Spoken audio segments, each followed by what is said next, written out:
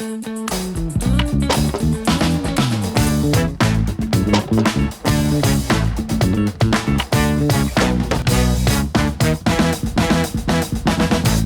volta com o Saúde.com, o seu consultório. É aqui que você sabe de tudo, que você faz aquela consulta com o seu médico, tá bom? Quero saber, você que está aí do outro lado, sofre com calvície? Quer saber um médico especialista que pode te ajudar a resolver o problema? Dr. Júlio Chaves, dermatologista.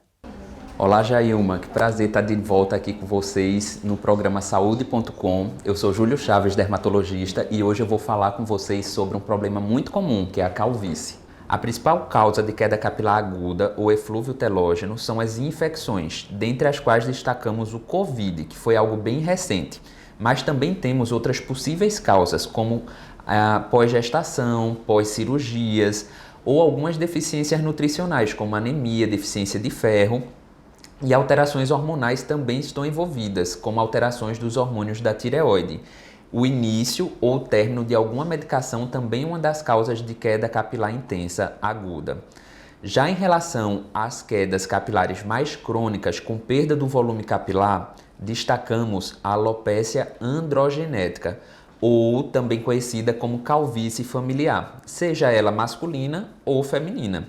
Aqui, nesse tipo de alopécia, temos a ação dos hormônios, sobretudo a testosterona, que é convertida no seu metabólito ativo, a dihidrotestosterona, que gera o afinamento dos fios de cabelo a ponto deles não nascerem mais, e começamos a notar nesses casos aquela rarefação do cabelo com o aparecimento do próprio couro cabeludo. Em relação aos tratamentos, destacamos o uso de alguns suplementos vitamínicos ou minoxidil oral nos quadros agudos de queda capilar, e na calvície familiar, o uso de medicações orais como o minoxidil, a finasterida ou a dutasteridas, sempre associadas aos tônicos capilares.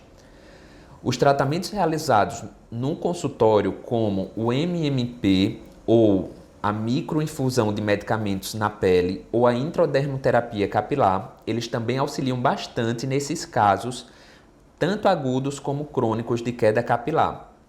E nada mais são do que a aplicação de substâncias localmente no couro cabeludo. O minoxidil, a dudasterida ou finasteridas, os fatores de crescimento, as vitaminas, mas sem os inconvenientes possíveis de efeitos adversos das medicações orais. E quem nunca sofreu com a queda capilar intensa, seja aguda ou crônica? É muito sofrimento, não é verdade? Agora chegou o momento de falar com o nosso especialista, Dr. José Ronaldo, urologista. Dr. José Ronaldo, o que é que o senhor nos conta hoje? Olá, Jailma, boa tarde. É um prazer estar falando com você mais uma vez nesse seu programa que já é um sucesso. E as pessoas começaram a fazer perguntas, e entre elas, quais as complicações de postectomia? O que é postectomia? Postectomia é a cirurgia do excesso de prepúcio, ou seja, a cirurgia de fimose, ou também chamada de circuncisão. Para se ter uma ideia, a cirurgia de postectomia é algo muito frequente entre os muçulmanos, entre os judeus, que fazem até os 7º dia de vida. Então a criança pequenininha já faz. É uma maneira de proteger essa criança.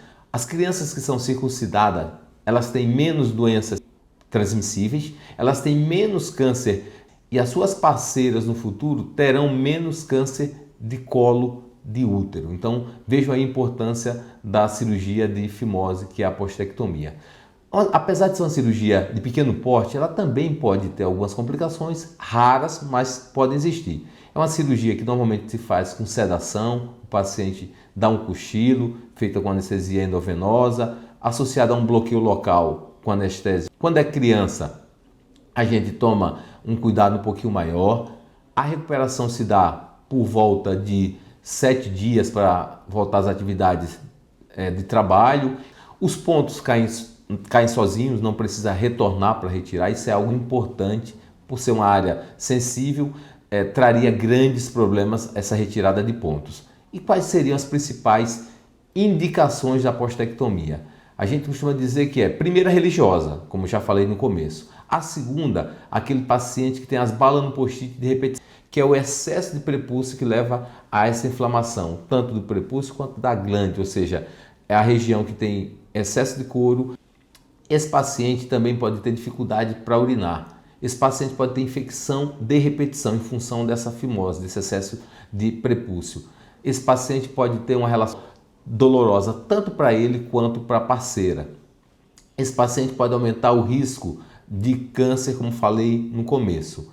Uma cirurgia de pequeno porte que tem algumas complicações mínimas, como edema no pós-operatório, pode ter infecção local, causa uma certa dor nesse paciente. Porém, a gente orienta esse paciente no pós-operatório com compressa gelada, com anti-inflamatório, com analgésico, e isso por volta de uma semana esse paciente está bem tranquilo. Infecção local não é tão comum, a gente passa geralmente antibióticos, lavar com água e sabão, então tem um controle do local adequado. Tendo esse controle adequado, geralmente o paciente por volta de 7 a 10 dias volta a trabalhar e a vida desse paciente melhora de maneira circunstancial. Então vai a dica para você, homem: a postectomia é algo que é feito no mundo inteiro, ainda existe um tabu sobre isso e muitas vezes o paciente nem sabe.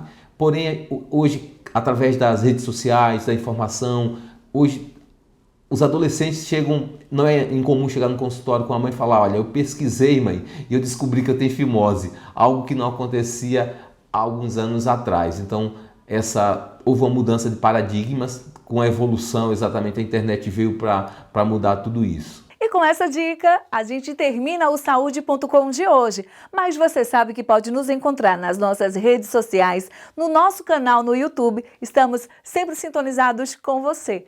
Eu te espero no próximo sábado. Tenha uma semana abençoada. Até o próximo programa.